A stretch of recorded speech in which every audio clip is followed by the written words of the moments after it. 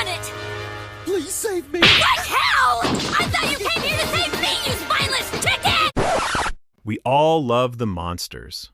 We love the way Zoro's blades hum before a strike, the way Sanji's leg catches fire, and the way Luffy laughs in the face of literal gods.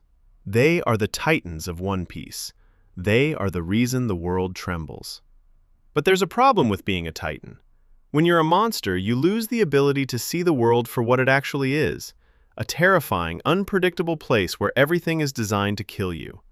To Luffy, a Yonko is just another wall to punch through. To Zoro, a mountain-sized man is just a bigger whetstone.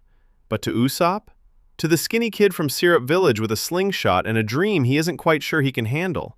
To him, these things are exactly what they should be. Nightmares.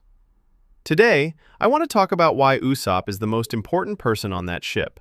Not because of his aim, and not because of his god status in Dressrosa. I want to talk about why One Piece and the Straw Hat crew desperately needs a coward. When we first meet Usopp, he's a joke. He's the boy who cried wolf. But if you look closer, the lies weren't just for attention. They were a shield. Usopp grew up in the shadow of abandonment and the silence of a dying mother. He learned early on that if reality is too painful to bear, you rewrite it. Most characters in shonen have a special something, a bloodline, a devil fruit, a destiny. Usopp has none of that. He is the only human on a ship full of anomalies. Think about the courage it takes for Zoro to fight Arlong. It's impressive, sure, but Zoro knows he's a beast. Now think about the courage it takes for Usopp to stand his ground against Chu. He knows he's outclassed. He knows that one punch could literally end his life. That isn't cowardice. That's the only form of bravery that actually matters. Courage isn't the absence of fear. It's acting while your knees are hitting each other so hard it sounds like a drum kit. This brings us to the Soga King of it all. This is one of the most brilliant psychological breakdowns in anime history, disguised as a gag. In Water 7, Usopp hit a wall. He saw the Going Merry, a ship he loved because it was weak and broken just like him, being discarded. He saw the crew getting stronger, faster, and more legendary, and he realized he couldn't keep up. He suffered from the most human condition imaginable, imposter syndrome. He left the crew because he was terrified that eventually Luffy would look at him the way he looked at the Merry, as a liability. So, what did he do? He put on a mask. He created Soge King. He literally had to become someone else to feel worthy of standing beside his friends. He needed a persona because the real Usopp felt too small for the stage they were on. But here's the kicker. The mask didn't give him the power. He already had the skill to hit that flag from a mile away. The mask just gave him permission to believe in himself.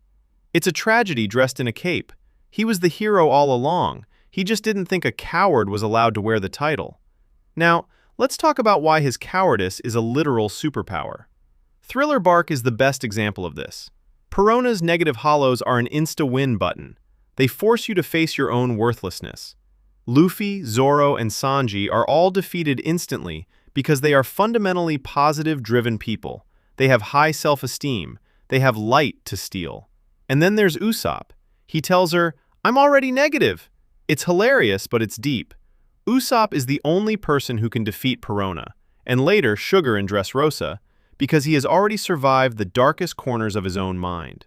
He has spent his whole life thinking he's a failure, which makes him immune to any external force trying to tell him the same thing. He is the reality check of the Straw Hat Pirates.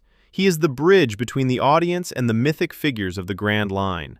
When we see a 50-foot-tall dragon, we relate to the guy screaming in terror, not the guy trying to cut its head off. If everyone on the ship was a hero, the word hero would lose its meaning. You need the coward to set the scale. You need the person who is terrified of the dark to show you how bright the light actually is.